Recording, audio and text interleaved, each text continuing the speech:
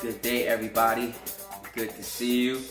Thank you for taking time out to come to the Rich Talk YouTube channel. So I just want to take a few minutes just to talk to you. So first, if you have not hit the subscribe button, please hit subscribe. Boop, subscribe. If the information and the content that we've been sharing is valuable, if it's something that has given insight to you, please share it by all means with 5 people. Okay? If 5 of you share it with 5 people, you would be helping us to get the message across. So today, I'm going to just be talking a little bit. Usually we have a structured approach and we kind of do an ABC here at Rich Talk, but today I just really want to just take a more of a personal tone, just to talk a little bit about some things that really came to my mind. And so one of the first things I really want to talk about is how one persevere and strive through difficulty. And so, in talking about that, when we go through various vicissitudes, changes, it's a lot more meaningful when we have a vision throughout that whole situation. So you may be having a tough time, maybe finding a job, or you may be having a tough time financially. Maybe you do have gainful employment, but maybe you're experiencing some challenges financially, socioeconomically, whatever the case is. But it's important for you to remember and focus on your goal. I remember when I was living on my own and I had very little money and I was struggling financially. This was before I even met my wife. But even though I was going through a tough time, I was still focused on my vision. On Friday nights or even over the weekends, while other people were out hanging out, I was taking that time to build on my craft. So literally, I was home reading articles on computer software, reading articles about project management, doing online webinars on systems integration. Because I'm a software manager, that's what I do. And so me being where I'm at now is the sum total of some of the little things that I did over a course of time. And so, yes, there were times where I had little to no money, but I was encouraged because I was working on my gift. I know that if I focus my energy, if I focus my energy and my focus on the area of consuming as much information as possible in this area, I knew that insight would help me to become more knowledgeable, which will help me to be able to earn more. And so many times we're able to navigate through these situations when you have a goal in mind. One of the next things that I also want to talk about too, as we're going here tonight, is to have a goal, right? Don't take a job, do not take an opportunity, an internship, whatever the case may be, without having a goal. Many of the people who I'm speaking to now probably are gainfully employed, such as myself. But the question that you ought to ask yourself every single time you take a job offer or you're already on a job is, what do I want out of this opportunity? Some people sit around in a job for 5 and 10 years and they're still in the same place. How in the world?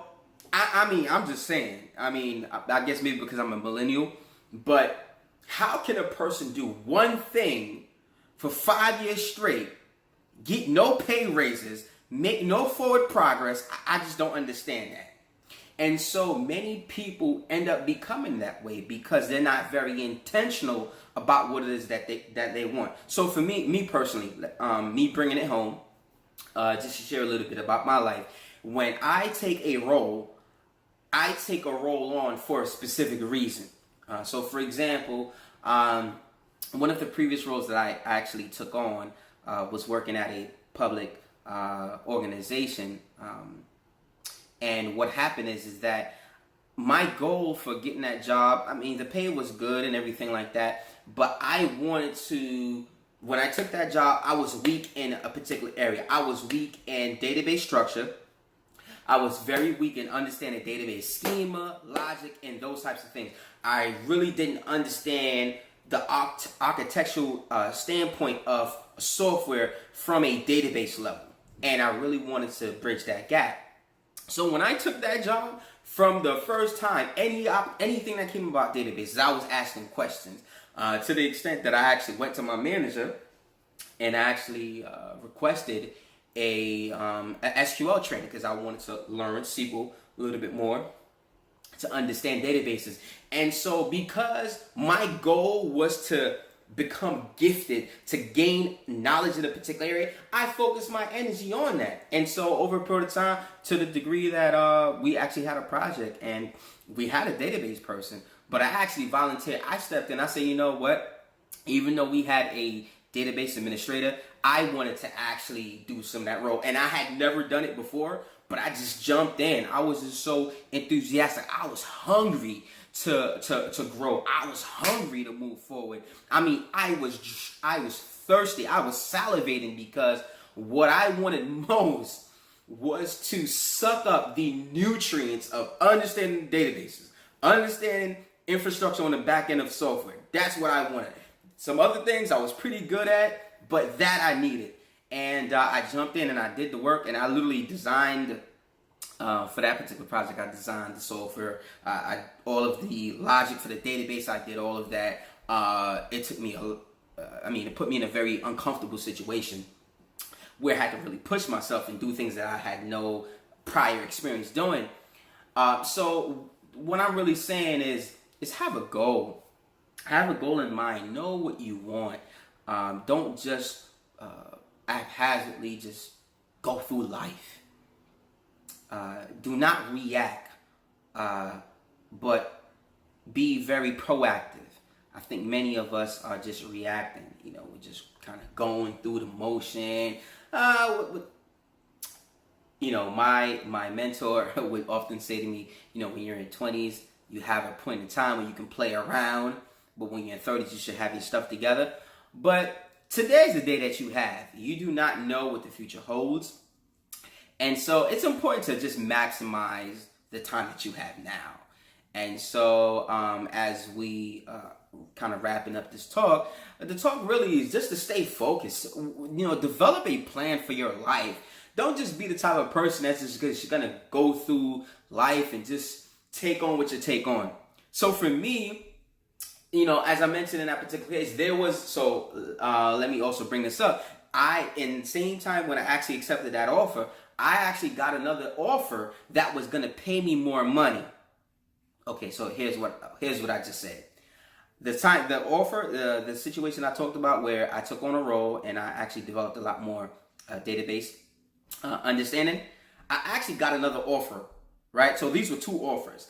I actually accepted this offer and did not accept that offer. That was a lot more money because I was focused on a particular goal. If I would have taken that offer, it would have blended more to the strengths that I had, and kind of driving this a little bit home to get to where you want to get to where you need to get to. You're gonna have to be uncomfortable. Yes, I said it. You're gonna have to be uncomfortable. Many of us, we have a sense of entitlement. We like to boast and brag. We like to be in a situation where we're in control and we are on top.